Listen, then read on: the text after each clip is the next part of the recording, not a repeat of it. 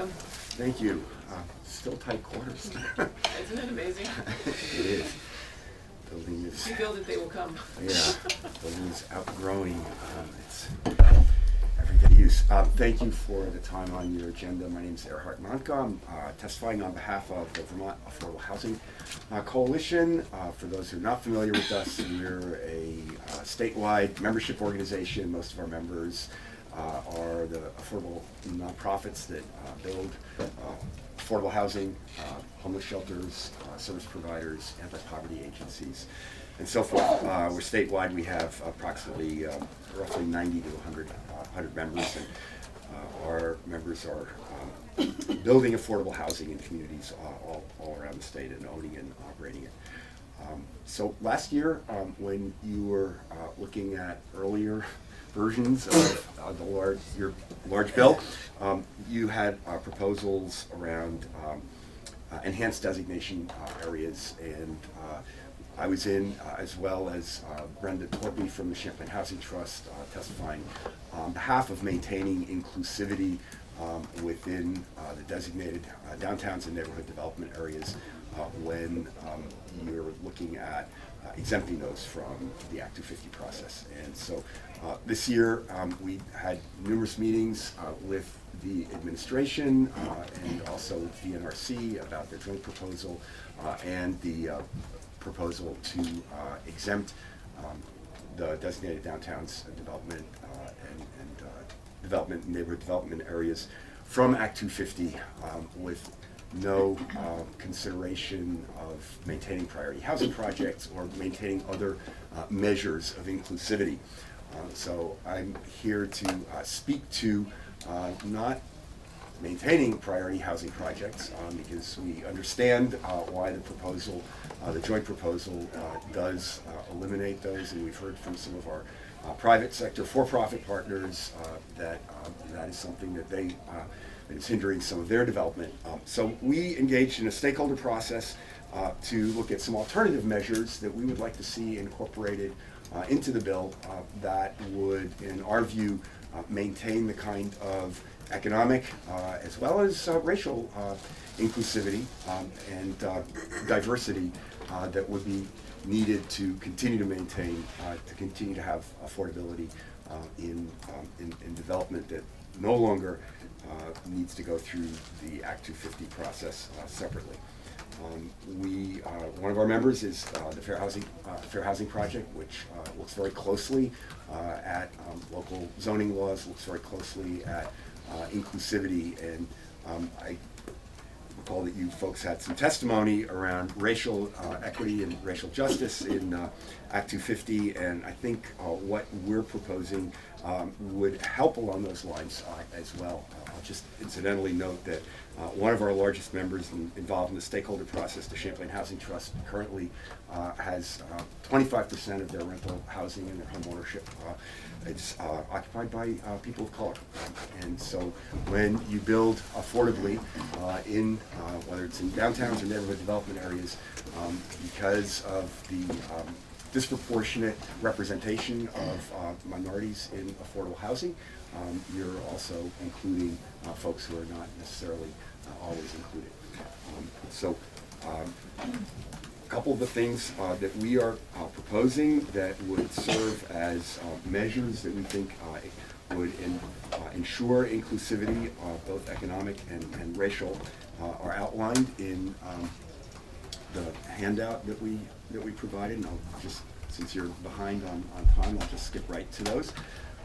So we do, by the way, I should have mentioned this up front, we do certainly support the exemption in the designated areas, downtowns and neighborhood development areas from Act 250. We think that that is something that saves money, it certainly saves risk, it saves time.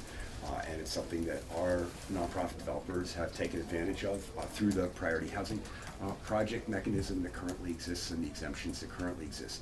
Expanding them, we think, is a positive, but we want to make sure that measures of inclusivity are included when you're getting rid of the priority housing projects in those areas. So in the first bullet at the bottom of page 1, we would ask that you require designated downtowns and NDAs when exempt from Act 250, that two of the following sub-bullets are included and we feel that these are meaningful inclusivity measures that would show good faith of the municipality, the jurisdiction, that they are including, that the development that is built is going to be economically diverse and affordable. One would be inclusionary zoning, which a number of municipalities have adopted in Chittenden County, albeit, or a funded housing trust fund. A number of municipalities around the state have local taxpayer dollars, have local funding mechanisms for housing trust funds that fund affordable housing. There is in statute 24 VSA 4433 sub 5. The duties and powers of a housing commission are outlined. Numerous municipalities have various types of affordable housing committees that work at the local level with their select board, with their planning commission, development review board, to make sure that their local process and that their local zoning criteria are friendly to denser housing and more affordable housing. Also, some municipalities have enacted impact fee reductions for affordable housing, and in many instances there are no impact fees. So either of those would be something that would be desirable and would enhance affordability. We're saying that two of these criteria would satisfy our request to a municipality to have greater affordability measures in place. On the second page, our next request would be to add a housing representative to the downtown board, so that when designations are, when communities come in and apply for a designation, or when they have it reviewed, or they have a check-in, that someone with a housing perspective be on the board to review that. The second bullet on page 2, we would ask that, and again, this is already in statute, municipal plans are supposed to have a housing element. What they're supposed to include is defined in 24 VSA 438210. And we feel that it would be important for the downtown board itself to review whether or not those requirements are met by the municipal plan before receiving a designation. And in addition, that plan should articulate some clear implementation plans for achieving mixed income housing over time, including affordable housing, and including a timeline, responsibility for each step along the way, as well as funding source. And we would ask that that be a condition of receiving or renewing downtown or NDA designation. And finally, we'd also like to ask that interim review and renewal of NDAs be included. We have spoken to both the administration, to VNRC. I think we're very close on agreement on some of these. There may be one or two that we're still not fully in agreement on. And if the committee is willing to look at including some of these, we'd be happy to work with the committee and with Ledge Council on legislative language. Are you familiar with the criteria we've been discussing in here on environmental justice? I have to confess I've not seen the most recent version of the bill. I have not had a chance to look through it. I am broadly familiar with the issue. Again, I also haven't been in committee to hear testimony. It's just the idea of it's more of an embracive concept what would make,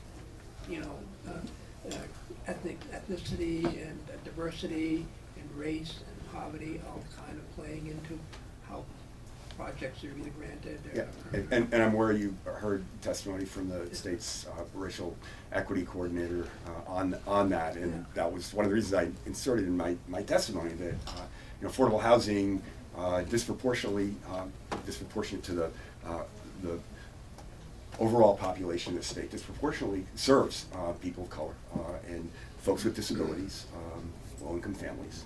So the measures that we're proposing, and by ensuring that affordable components are affordable housing components are, and measures are included when Act 250 exemptions are granted through this mechanism. I think that speaks towards greater racial and ethnic diversity in our downtowns and in our neighborhood development areas. Thank you. Any further questions? It would be great for you to look at that, if there's a new Yep. proposed criteria for environmental justice that Representative Lefebvre was referring to.